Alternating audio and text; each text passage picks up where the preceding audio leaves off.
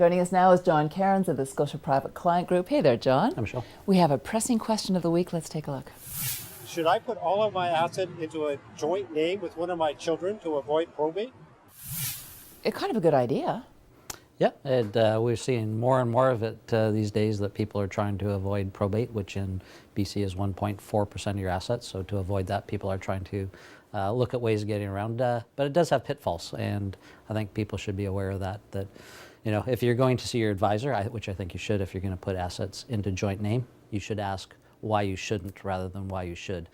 Why you should is always a positive answer. Why you shouldn't is, you know, the meats and potatoes of it, and why you shouldn't, the risks that you face. Now, probate, of course, is what you have to pay when processing the will and so forth, right? Yep. So I can't imagine anything that's going to hopefully save money seems like a good idea. Why would you not ever do that? I think there's a lot of people assume certain things will happen in their life. So, for example, this fellow, if he put it into a joint name with his son, the assumption is that he would pass away first, it would go to his son, and then his son would distribute it amongst the family.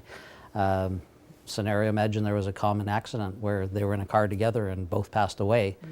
Because the son is younger, the assets would be assumed to be his when he passed away, and the assets would get distributed according to his will, which obviously might not be what the dad intended.